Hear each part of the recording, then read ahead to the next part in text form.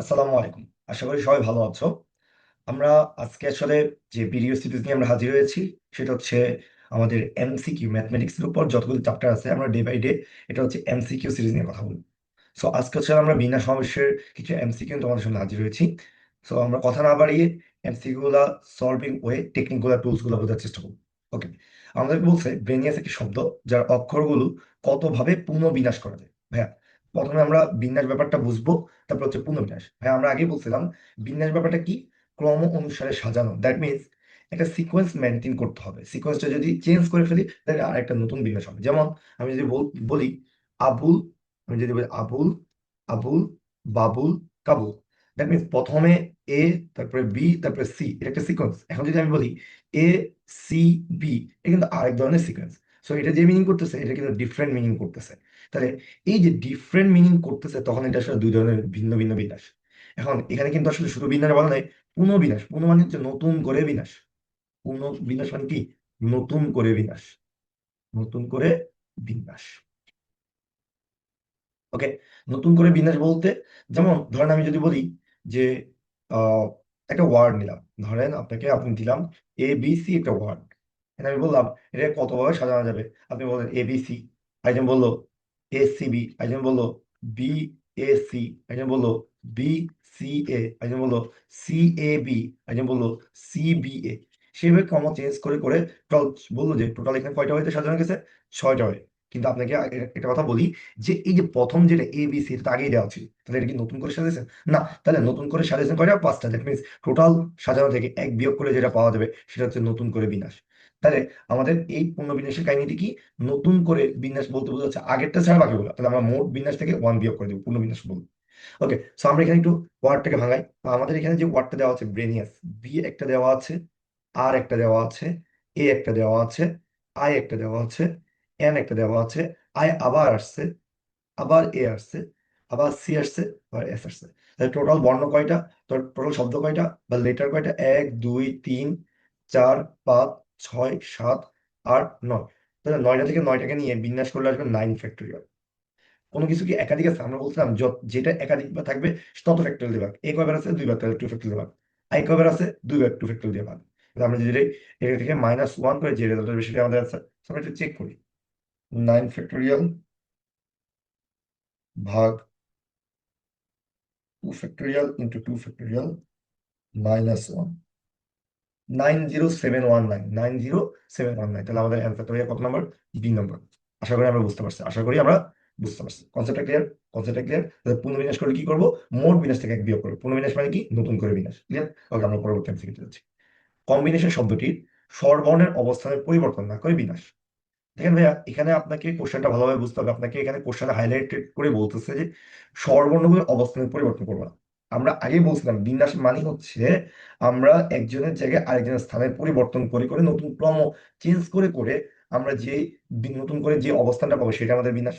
যেহেতু আমাকে এখানে স্বরবর্ণের অবস্থান পরিবর্তন করতে পারবো না, তাহলে স্বরবর্ণ ক্রমের অবস্থান পরিবর্তন যেহেতু করতে পারবো না, তাদেরকে নিয়ে বিন্যাস করা যাবে না। তাহলে আমরা বিন্যাস করবো শুধুমাত্র ব্যঞ্জন বর্ণকে নিয়ে। আবার সেটা এখানে বিন্যাস বলা যায়, এখানে বলছে পুনর্বিন্যাস। দ্যাট মিনস আমাকে শেষে গিয়ে আবার কি করতে হবে, এক বিয়োগ করতে হবে। আগের কনসেপ্ট অলরেডি বলছিলেন। তাহলে এখানে সর্বর্ণ কি আছে, ও বাদ একটা, আই বাদ, তারপরে এ বাদ, আই বাদ, ও বাদ। তাহলে আমাদের স্বরবর্ণ গুলা ছাড়া ব্যঞ্জন বর্ণ নিব। ব্যঞ্জন বর্ণ কয়জন আছে, সি একটা, এম একটা আছে, বি একটা আছে, এন একটা আছে, টি একটা আছে, তারপরে হচ্ছে আবার এন আছে। টোটাল বর্ণ কয়টা, 3 3 6টা। 6টা থেকে 6টাকে নিয়ে বিন্যাস করলে হবে 6 ফ্যাক্টরিয়াল। আর এন 2বার আছে, তাহলে 2 ফ্যাক্টরিয়াল দিয়ে ভাগ। আর 15 তাহলে -1 করতে হবে, 15 তাহলে -1 করতে হবে। 6 ফ্যাক্টরিয়াল, 6 ফ্যাক্টরিয়াল মানে হচ্ছে 720।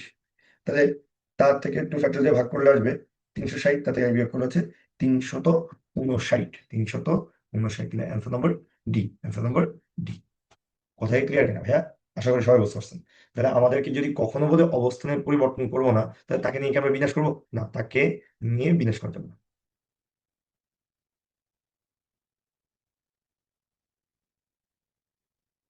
তাহলে আমরা বিন্যাস করবো কাদেরকে নিয়ে, যাদেরকে যাদের অবস্থান পরিবর্তন করতে পারবো তাদেরকে নিয়ে। কথাই বুঝতে পারছি? ওকে, পরবর্তী দেখে যাই। 0 1 2 অঙ্কগুলো দ্বারা প্রতি সংখ্যা একবার ব্যবহার করে 3 অঙ্ক বিশিষ্ট অর্থপূর্ণ সংখ্যা গঠন করে। তাহলে 3 অঙ্ক বিশিষ্ট অর্থপূর্ণ। অর্থপূর্ণের মিনস হচ্ছে যে আমাদের এই প্রথম ঘরে, এই ঘরে শূন্য বসতে পারবে না। যদি এখানে শূন্য বসে তাহলে কি এটা অর্থপূর্ণ 3 অঙ্কের হবে? না, এটা 2 অঙ্কের হয়ে যাবে। প্রত্যেক অঙ্ক কয়বার ব্যবহার করতে পারবো? একবার। তাহলে এখানে শূন্য ব্যবহার করতে পারবো না। তাহলে বাকি দুইটা 1 আর 2 ব্যবহার করতে পারবো। 1 এবং 2 থেকে যে কোনো একটাকে ব্যবহার করার উপায় হবে 2। হয় আমি এককে ব্যবহার করবো, নাহলে 2কে ব্যবহার করবো। তাহলে আমার কাছে উপায় আছে দুইটা। তাহলে যে কোনো একটাকে ব্যবহার করে ফেলছি, এখন তো শূন্য ব্যবহার করতে পারবো। এখন শূন্য সহ আর কয়টা আছে? দুইটা। দুইটা থেকে যে কোনো একটা ব্যবহার করার উপায় কত হবে? 2। এরপর আরেকটা শেষ। তাহলে আর কয়টা আছে ভাইয়া? একটা আছে। একটা থেকে একটাকে এখানে ব্যবহার করার কত হবে? 1 উপায়। আর এখানে আংশিক কাজ দিচ্ছে না, কারণ তিনটা অঙ্ক বসালে তো আমার পূর্ণ কাজটা হবে, 3 অঙ্কের হবে। তা আংশিক কাজ ভাই কি বলছিলাম? গুণ। তাহলে 2 × 2 × 1, অ্যান্সার হচ্ছে কত? 4। Option number C. বুঝতে পারছি? আশা করি সবাই ক্লিয়ার। ওকে, পরবর্তী কোশ্চেনে যাই। কোনো শর্ত ছাড়া এখানে 0, 1, 7, আবার 1, আবার 1, আবার 2 অঙ্কগুলো দ্বারা 6 অঙ্কের কতগুলো সংখ্যা গঠন করা যাবে? তাহলে ভাইয়া এখানে একটু বুঝি। 6 অঙ্কের সংখ্যা গঠন করতে হবে। 1, 2, 3, 4, 5, 6 অঙ্ক।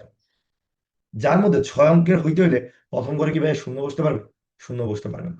তাহলে মাথায় রাখতে হবে আমার বাকি আছে অঙ্ক আছে কয়টা? কয়টা আছে? 1, 2, 3, 4, 5টা। 5টা থেকে যে কোনো একটাকে বসানো ওই হবে 5। 5টা থেকে যে কোনো একটাকে বসানো ওই কত হবে? 5। 5টা থেকে যে কোনো একটাকে বসানো হবে 5। যেখানে একটাকে বসা ফেলছি, আর আছে কয়টা? শূন্য। এখন তো বুঝতে পারবে, তাহলে আরো আছে 5টা। 5টা থেকে যে কোনো একটাকে বসানো হবে 5। আর একটা বাদ হয়ে গেছে, আর আছে 4টা। আরেকটা বাদ হয়ে গেছে আর 3টে হয়ে। আরেকটা বাদ হয়ে গেছে আর 2 হয়ে। একটা বাদ হয়েছে আরেকটা হয়ে। তাহলে আমাদের টোটাল অ্যান্সার হওয়া উচিত 5 × 5 × 4 × 2 × 1। কিন্তু আমরা আগেই বলছিলাম বিন্যাসের ক্ষেত্রে কেউ যদি একাধিকবার থাকে তত ফ্যাক্টর দিয়ে ভাগ হবে। 1 কয়বার আছে? 3বার, তাহলে 3 ফ্যাক্টর দিয়ে ভাগ। তাহলে একটু খেয়াল করি, এই যে এই টোটালটার গুণফল কত আসে আমরা একটু দেখি। 5 × 5 × 4 × 3 × 2 × 1। আর 3 ফ্যাক্টরিয়াল মানে হচ্ছে 6। তাহলে 3 ফ্যাক্টরিয়াল 6 দিয়ে ভাগ করে আমাদের অ্যান্সার আসে 100। কারণ উপরে আসে 600। 600কে আমরা যদি 100 দিয়ে ভাগ করি, সরি, 6 3 ফ্যাক্টরিয়াল মানে 6 দিয়ে ভাগ করি, তাহলে অ্যান্সার আসে কত? 100। তাহলে অপশন নম্বর এ। আশা করি বুঝতে পারছি। ওকে, আমরা পরবর্তী কোশ্চেনে যাই। ধরেন আপনার বাবাকে আপনি একটা কল করবেন। তো সেক্ষেত্রে আপনি মোবাইলের শেষের 3টা ডিজিট ভুলে গেছেন। তাহলে আপনি কত প্রকারের চেষ্টা করলে একবার সংযোগ হবে?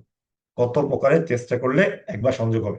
ওকে ভাই, আমি চেষ্টা কতভাবে চেষ্টা করতে হবে এটা বের করতে হবে। তো আমার ডিজিট এখন হচ্ছে কয়টা?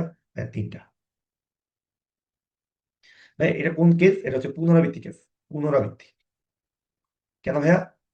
আমরা দেখেন তো, ফোন নম্বর যখন ইউজ করি তখন কিন্তু একই নম্বর বারবার ইউজ করতে পারি। কারো কারো নাম্বার এরকম থাকতে পারে 0177792 এরকম থাকতে পারে, রাইট? দ্যাট মিনস 7 কিন্তু আমি ইচ্ছা করলে একাধিকবার ইউজ করতে পারি। তো এই টাইপের যেহেতু, তাহলে এখানে আমরা 15। তাহলে অঙ্ক আছে আমাদের কাছে কয়টা? 0 থেকে 9 পর্যন্ত আমার অঙ্ক আছে 10টা। তাহলে আমি এই ঘরে এই 10টা থেকে যে কোনো একটাকে বসানোর ওয়ে কত হবে? 10। যে কোনো একটাকে বসে ফেলছি, এটা তো আবারও ব্যবহার করতে পারবো। তাহলে এখানেও হবে কয়টা? 10টায়। এখানে যে কোনো 10টা একটা বসানো হলে 10। তাহলে আমরা সবগুলা গুণ করে 10 × 10 × বানিয়ে যাবে 10³ দ্যাট মিনস সে কতবার চেষ্টা করতে পারবে?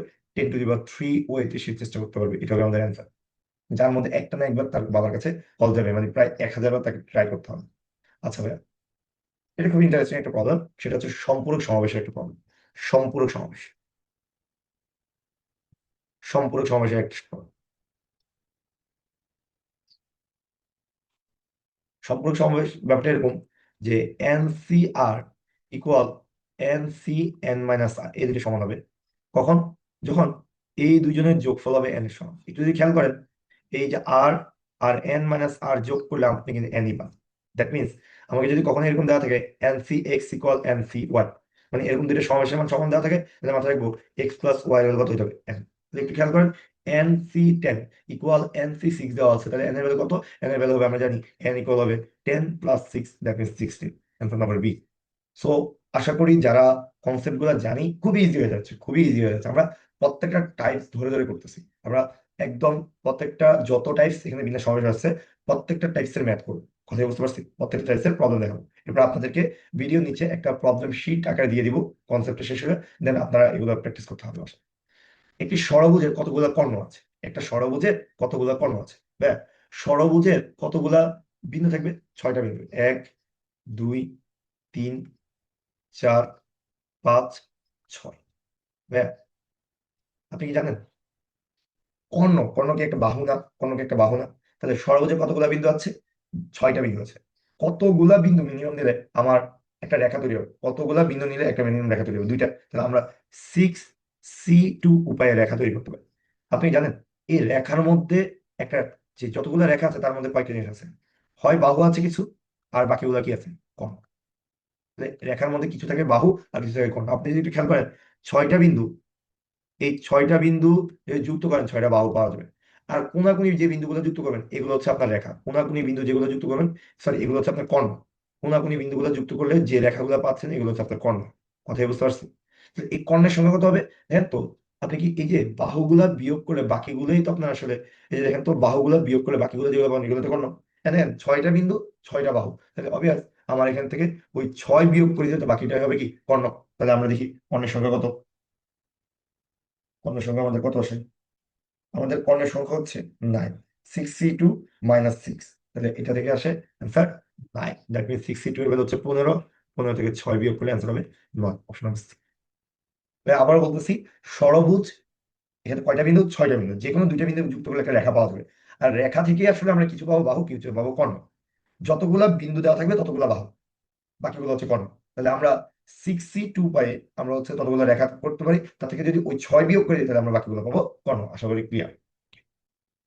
হ্যাঁ, এখানে দেওয়া আছে NPR ইকুয়াল 120, NCR ইকুয়াল 20, তাহলে আর এর মান কত? এই কনসেপ্টটা জানার জন্য আপনার NPR এবং NCR এর মধ্যে সম্পর্ক জানা লাগবে। আমরা জানি NPR ইকুয়াল NCR ইন্টু আর ফ্যাক্টরিয়াল। আশা করি এটা সবাই জানে এই সম্পর্কটা, বিন্যাস এবং সমস্যার মধ্যে সম্পর্ক। তাহলে NPR এর ভ্যালু 120 দেওয়া আছে, NCR এর ভ্যালু 20 দেওয়া আছে, এটা হচ্ছে আর ফ্যাক্টরিয়াল। তাহলে সুতরাং আর ফ্যাক্টরিয়াল ইকুয়াল লিখতে পারি 6। এই কত ফ্যাক্টরিয়াল হলো? 6, 3 ফ্যাক্টরিয়াল হলো না? তাহলে আর ফ্যাক্টরিয়াল ইকুয়াল কত হয়ে যাবে? 3 ফ্যাক্টরিয়াল। সুতরাং আর ইকুয়াল কত হবে? 3। তাহলে 3 নম্বর answer C, option number C. আর আমাদের কোনো আসলে কোশ্চেন নেই তো, মোটামুটি আমরা আসলে, আর আমাদের কোনো টাইপের কোশ্চেন নেই, মোটামুটি আমরা আসলে এখানে শেষ করতে পারি। আশা করি আমরা সবাই ব্যাপারটা ক্লিয়ার, যে আসলে আমাদের বিন্যাস সমস্যার যে কোশ্চেনগুলো আমরা নিয়েছি এগুলো ক্লিয়ার। আমরা নেক্সট ক্লাসে এভাবে বিন্যাস সমস্যার যতগুলো এমসিকিউ থাকবে সবগুলো শেষ করবো, এবং এভাবে আমাদের প্রত্যেকটা হায়ার ম্যাথসের ফার্স্ট পেপার সেকেন্ড পেপারে আমরা প্রত্যেকটা অধ্যায়ের এমসিকিউ ক্লিয়ার করবো। Thank you all, thank you everybody. সবাই আশা করি পেজটা ফলো করবেন এবং ইউটিউব চ্যানেলটা সাবস্ক্রাইব করবেন। ধন্যবাদ। আসসালামু আলাইকুম।